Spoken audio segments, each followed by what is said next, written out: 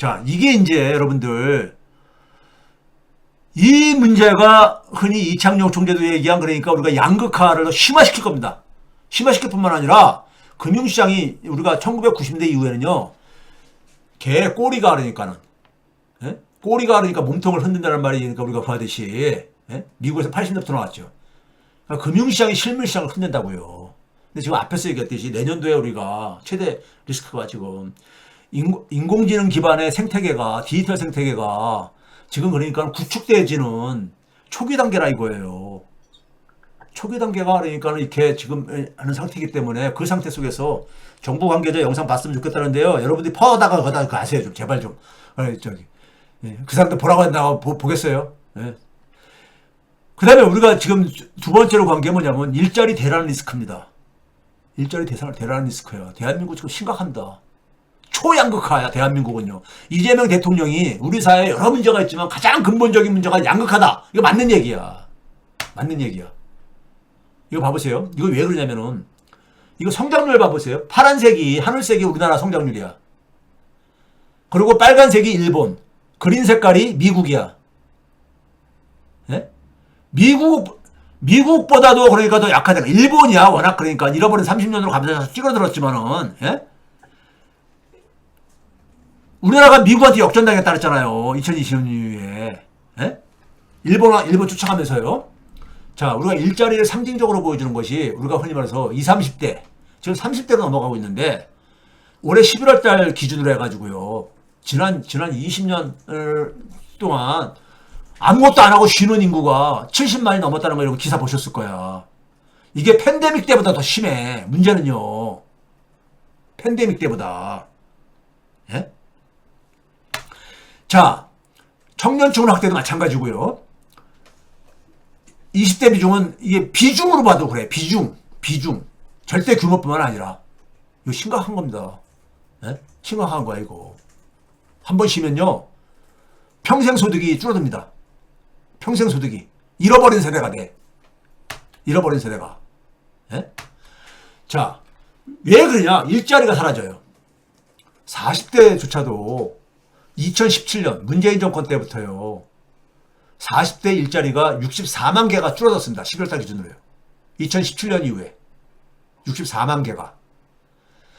그 중에서 40대 후반이 55만 개. 그러니까 지금 무슨 얘기냐? 40대 후반 되게 되면 다 저 일자리 나간다 이거예요. 네? 나간다 이거야. 자, 왜 그러냐?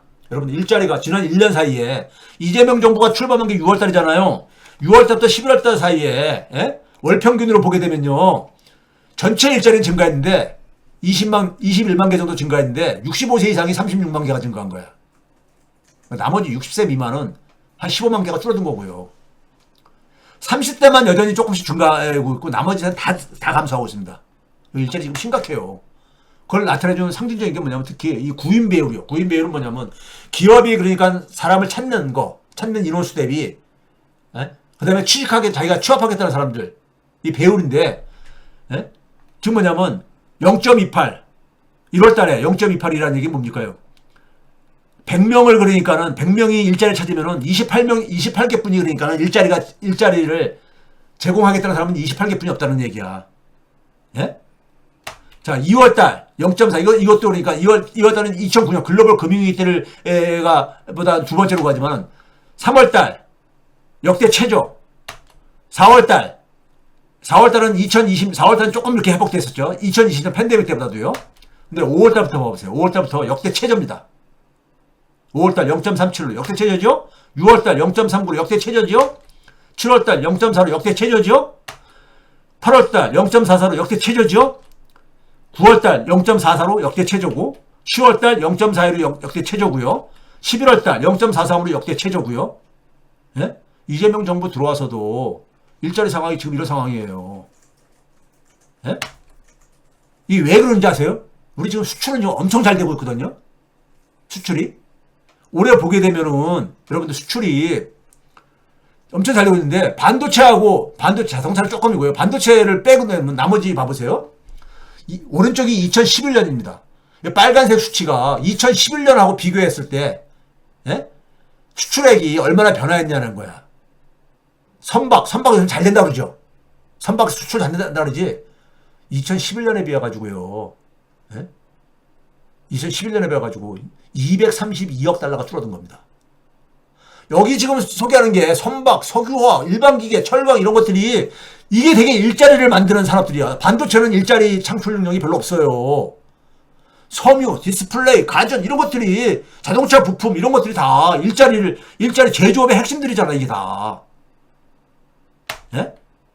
조선업 호황이라 그러죠. 선박 수출액이 2011년 수준에 56%도 안 됩니다. 작년에 비해서 낮아서는 거야. 제가 지난번에 그랬잖아요. 우리나라 여러분들 조선 1,2는 누굽니까? 현대중공업과 삼성중공업의 예? 매출액을 보게 되면요. 매출액을 봐보세요. 매출액을 보게 되면은 2011년하고 2025년 보게 되면은 줄어들었잖아.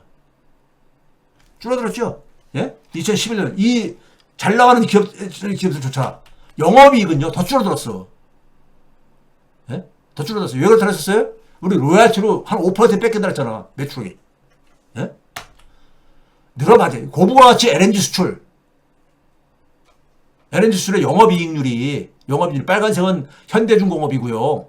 그린 색깔이 삼성중공업인데 다 줄어들고 있잖아. 영업이익률이. 왜 그러겠어요? 로얄티 뺏기니까. 자, 그러면 한국형 양극화의 원인과 해법은요. 여러분 양극화에 대한 이해 간단합니다. 경제는 상식이에요. 이거는 실행 의지만 있으면 해결할 수 있어. 양극화는 왜 생기느냐? 사람들의 소득이 그러니까는 지금 생계 압박을 받고 생존을 유지하기 힘든 사람들이 많이 생긴다는 얘기 아닙니까? 쉽게 얘기해서 이재명 대통령도 이럴 때 경기가 안 좋을 때 특히 어려운 사람들이 되게 더 힘들다 그러잖아요. 우리 상식적으로 알고 있듯이. 예? 소득은 두 군데서 생긴다 그랬죠. 시장에서 생기는 게 있고 정부에서 생기는 사회소득이 있다 그랬잖아요. 예? 우리나라는 정부가 없다 그랬잖아요. 제가. 우리나라는 기본적으로 사회가 존재하지 않아. 사회는 뭐라 했었어요? 함께 살아가는 집이야. 예? 시장에다가 다 내던지는 거야. 그 사회소득이 빈곤에서 생기는 거야 이거요. 제가 그랬잖아. 돈이라는 것은 시장에서 결정되는 게 있고 정부가 배분해야 되는 몫이 있다고. 소득이든 금융이든 다 마찬가지라고. 금융도 그러니까 시장으로 다 내던져 버리고 소득도 다 시장으로 내던져 버렸으니 시장은 어떤 곳이에요? 돈의 힘이 지배하는 곳이야. 돈의 힘이. 예? 여러분들 5억을 동원해가지고 주식 투자하는 사람하고 한 1,000만 원 가지고 주식 투자하는 사람하고 누가 돈 많이 벌 것 같아? 이거 뭐 상식적인 거잖아요. 예? 상식적인 거잖아. 제가 지난번에 보여드렸잖아. 문재인 정권 때 코스피 주가가 올라갔지만은 예? 하위계층들은 별로 재미 못 봤다고. 예? 그러면 결국은 양극화는 왜 1차원적으로 왜 생기는 거냐? 시장에다가 다 국민들을 내던져서 그래. 시장은 정글이거든. 사회가 아니라. 시장은 정글이잖아요. 예? 함께 살아가는 집이 아니잖아. 정글은 뭐예요? 힘이 없는 거 잡아먹히면 되잖아. 예? 잡아먹히면 되잖아요. 정부가 존재하지 않아서 그런 거야. 민주주의가 약해서 그런 거야, 이게요. 그러니까 맨날 정권 뺏기는 거야. 이거 봐보세요. 우리나라가 OECD 기준으로 사회소득이 GDP 대비 OECD 평균이 그렇게 높지도 않은데 21.229%인데 작년 기준으로 우리가 15.316으로 예? OECD 평균보다도 우리가 OECD 평균에다 맞추게 되면은 1인당 국민들한테 292만 원씩 지급이 가능하다 했잖아요. 거의 300만 원 가까운 1인당 4인 가족이면은 1200만 원. 예? 한 달에 100만 원씩 줄 수 있는 돈이. 이걸 적게 받고 있는가 우리나라 국민들은. 양극화를 그러니까 정부가 만든 거야. 정부가 만든 거야. 그런데 대통령이 뭐랬었어요? 우리 사회의 가장 크고 근본적인 문제가 양극화다. 이거 몰랐습니까? 나 대통령님한테 물어보시오. 이거 아는 얘기잖아. 아는 얘기잖아요. 그래서 뭐냐면 사회 연대 경제 또는 사회적 경제를 활성화할 방침을 충분히 연구해달라. 나 이 얘기 듣고요. 고구마 먹는 느낌이었었어. 사회적 경제가 이거 언제 나온 건지 아세요? 외환위기 터지고 나서 김대중 정부에서 이게 처음 이 당시에 그 당시에도 그러니까 일자리 잃어버린 사람들 많고 어려운 사람들 많이 이제 쏟아져 나오니까는 사회적 경제 활성화, 예? 이런 거 자활 사업 같은 거 이런 거 많이 그랬었어요. 지역에서 운동하는 사람들 같은 경우들. 예? 그때부터 지금 시간이 얼마 흘렀습니까? 25년이 지났어. 사회적 경제가 지금 연구가 지금 안 돼가지고 지금 이렇게 가고 있는 겁니까? 예? 아니, 정권을 잡을 때 이 양극화 우리 사회 이게 근본적 문제라는 거 모르고 잡으시냐고. 그리고 이거 해결할 준비 안 하고선 정권 잡은 것이냐고. 해결책 제시했었잖아요. 그게 뭐예요? 이재명표 양극화 해법이 기본사회잖아요. 기본사회 아니었었어요? 기본사회가 뭐야? 국민들한테 기본적인 거를 다 제공하겠다는 거 아닙니까? 국민들의 권리로서. 예? 유공예민하고 갑자기 뚱딴지같이 사회적 경제 활성화 충분히 연구해달라. 충분히 연구해가지고, 그럼 기재부에서든지 끄적끄적 합니다. 예산 조금 배분하고. 예? 과거 김대중, 문재인, 박근혜까지 얘기를 했잖아. 이거 가지고 박근혜는 그러면 이렇게 하면 좌파냐. 자기가 이거 가지고 좌파 소리 들으면은. 예? 근본적 문제가 양극화라는 거. 우리나라는 초양극화라고 제가 여러 번 얘기했잖아요. 초양극화. 전 세계에서 가장 심한 양극화라고. 이거 모르는 사람 있냐고. 기싸갑게, 예안이기 이후로 기싸갑게 듣던 얘기고, 사회적 경제도 이게, 그러니까 우리가, 예? 역대 정권에서, 심지어 그러니까 박근혜 정부에서도 이거 추진하고 그랬던 거예요. 예? 25년 전부터 우리 사회 속에서 이게 중요한 그러니까 운동으로 나왔던 겁니다. 근데 지금 충분히 연구해도, 아니, 연구가 안 돼서 이게 그거 한 거냐고요. 이재명 정권에서는 이런 얘기하면 안 되지. 기본사회 못하러 얘기하셨어, 그동안에. 예? 이재명표 양극화 해법이 기본사회 아니었었냐고요. 그렇지 않습니까? 예? 우리 기본사회 가치는요, 헌법이 보장한 국민권리에 출발합니다. 우리 헌법 10조에 보게 되면요, 헌법 10조가 헌법 2장의 국민의 권리와 의무잖아요. 모든 국민은 인간으로서의 존엄과 가치를 가진다. 존엄하게 살 권리가 있다 이거예요. 이게 야만사회하고 민주공화하고 차이 아닙니까? 예? 그리고 국가는 이거를 보장할 의무를 갖고 있다. 이게 헌법에 보장한 거잖아요. 이거 실현이 기본사회잖아요. 모든 국민은 법 앞에 평등하다. 뭐 어떤 면에서 평등하냐? 정치적인 평등뿐만 아니라 경제적으로도 차별받지 않아야 된다. 이렇게 돼 있잖아요. 대한민국 국민 모두는 존엄성에 대한 권리를 갖고 있어. 헌법에서 규정하고 있어. 차별받지 않고 법 앞에 평등하냐고요. 근데 현실이. 경제적으로 차별받지 않냐고요. 차별받잖아. 국민들 중에서 20%는 신용대출 은행에서 이용 못해요. 내가 그 화폐에 대한 가치는 보증하고 있으면서 그걸 바꾸자고 기본금융 얘기했던 거 아닙니까? 최소한의 존엄한 삶을 살게 하기 위해서 기본소득 얘기한 거 아니냐고요.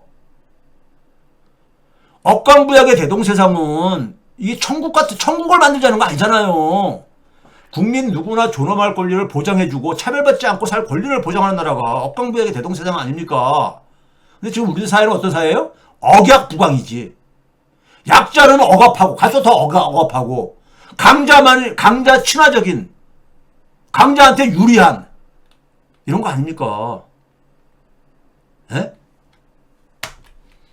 그러니까 부유층 친화적인 대한민국 정부는 역대 정부는 부유층 친화적인 정부야. 억약부강의 정부지. 그래서 이재명 정권이 출범한 게 억강부약을 얘기했기 때문에 국민들이 지지해준 거 아닙니까? 지지층들은. 예? 그거의 상징적인 정책이 기본사회 아니었었냐고요. 우리나라 보세요. 소득세율은 제가 그랬잖아요. 이거 제가 반복해서 얘기하는 겁니다. 이것도. 소득세율은 OECD 국가들 중에서 높은 편이야. 네덜란드하고 똑같아. 49.5%로. 지방소득세까지 포함해서요. 최고 소득세율 기준입니다. 예? 그렇죠? 높은 편이야. 근데 실제 걷는 거는 저 꼴찌 하위 그룹에 있어. 5% 정도. GDP 대비. 네덜란드는 우리나라의 2배 가까운 9.8%. 그 얘기는 뭐예요? 세금을 제대로 안 걷는 거야. 부유층들 다 빠져나갈. 세금을 그러니까는, 예? 절세할 수 있는 지원을 하는 거야, 정부가, 정책이. 그게 억약부강이지, 뭐야. 그게 무슨 억강부약이냐고, 억약부강이지. 예? 그게 억약부강이죠. 그러니까, 소위 말해서 세금을 통해서 우리가 소위 말해서 분배가 개선되는 거. 그 진위계수 개선폭이 우리나라 꼴찌에서 네 번째야. OECD 국가 중에서. 세금을 가지고 세금은 형식적으로는 굉장히 많이 부과하는 것 같지만은 세금으로 해서 소득 분배가 개선되는 거는 우리가 OECD 국가 중에서 꼴찌에서 네 번째라니까요. 예? 꼴찌에서 네 번째야. 그러니까 눈 가리고 아웅하면서 그러니까 중산층들 저소득 일반 국민들 이런 수치 모르죠. 모르지만 피부로 체감하지. 나한테 유리한 정부인지 불리한 정부인지 나한테 도움되는 정부인지 아닌 정부인지 알지 국민들이. 예? 그 제가 방법까지 얘기해 줬잖아. 세금 공제가 아주 그냥 초부유층한테 집중돼 있다 이거야. 예? 이 공제를 수술을 하자 이거예요. 인적 공제만 남기고 인적 공제로 통일시키자 이거야. 예? 이게 양극화 해소의 출발점 아니냐고요. 공정사의 출발점 아니냐고 이게. 공정하지 않잖아. 차별하고 있잖아. 예? 그렇잖아요? 자, 제가 그랬잖아요, 이것도. 우리나라 순자산 진위 개수가 조선 말 때부터 더 심각하다고. 그 당시 0.6이 안 됐었어. 그 당시 토지 중심으로, 여러분. 0.58, 제 기억으로 한 5.9 안팎 됐었어요. 근데 지금 그 0.6이 넘어. 이게 1에 가까워서 불평등한 건데, 예? 이것도 제가 뭐랬습니까? 부동산도 보유세 수입 제대로 하고, 그걸 전체 국민한테 나눠주자 이거야. 안 부렐루요. 그럼 대다수 국민들, 예? 세금 내는 사람은 소수에 한정돼요. 그럼 부동산 투기 억제할 수 있지. 자산 불평등 완화할 수 있고, 양극화 해소할 수 있잖아요. 소득과 자산의 그러니까 불평등, 양극화. 해소하는 게 양극화 해법 아니에요? 이거 누가 해야 되는 거야? 정부가 해야 되는 거잖아. 정부가 그 권한을 갖고 있잖아. 정부가 안 하면서 그러면서 지금 갑자기 사회적 경제를 충분히 연구해달라. 아 이거 그러니까 제가 고구마 먹은 느낌이 안 들겠습니까? 그 뉴스 보면서. 예? 여러분 생각해. 아 이게 방법까지 다 제가 이 얘기를 처음 하는 얘기냐고 이 얘기를요. 예? 이거 지금 일자리 지금 없어지는 상황 속에서 이런 상황 속에서 제가 뭐랬을까? 중산층은 생계이기.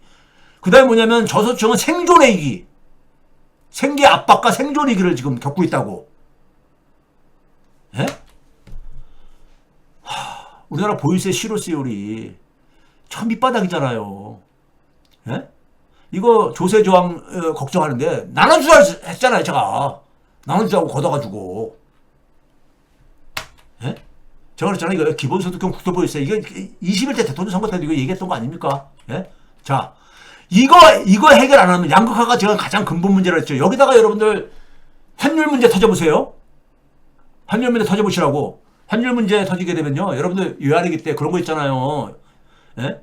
그 당시 때 여러분들 부유층에서는 무슨 얘기 나왔는지 아세요? 이대로 술 마시면서 하면서 이대로 왜 그럽니까? 그 당시 금리가 막 24%까지 올라가고 그랬어. 시중은행이 예금 금리가. 그러니까 돈 여유 있는 사람은 예금하면 돈 엄청 막 벌고 그랬던 시절이 있었잖아요. 위기가 똑같이 그러니까 배분되는 게 아니잖아. 그리고 국민들한테는 금모으기 운동시키고. 아유, 나가서 비판하달라는데요. 아유, 제가 볼 때는 양쪽 다 의지들도 없고, 그거 해봤자. 이 얘기 국민들이 살고 싶으면은 살 길을 찾아야 되는 거야, 스스로가. 국민들이요. 예? 아니 지금 양극화가 가장 우리 사회의 근본 문제다. 그거 모르는 사람이냐고. 예? 모르냐고요. 예, 제가 더 해봤자 하는데. 그래서 이게 지금 우리 사회 내년에 최대 지금 리스크예요 이게요. 일자리가 줄어들 때 그게 소위 말해서 괜찮은 일자리는 줄어듭니까? 예? 먹고 살만한 사람 일자리는 줄어드냐고요? 안 줄어들잖아요. 예? 기업의 구조조정을 타격 보는 게 누굽니까? 중산층들 이게 타격 보죠. 예?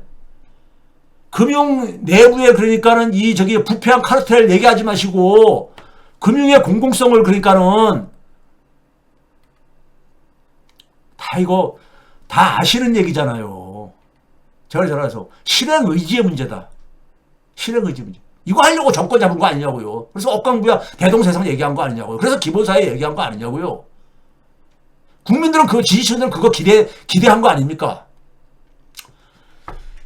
자, 지금 우리 사회에 지금 저기 바다에서 지진한 게 지금 해일로 지금 시야에 들어왔는데 정신을 차리세요. 지금 기재부 장관과 한국은행 총재라는 사람이 기재부 장관은 우려스럽다.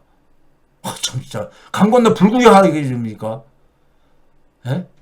국민들 우려 안 하게 대책을 마련해야지. 한국은행 총재는 정말 위기다.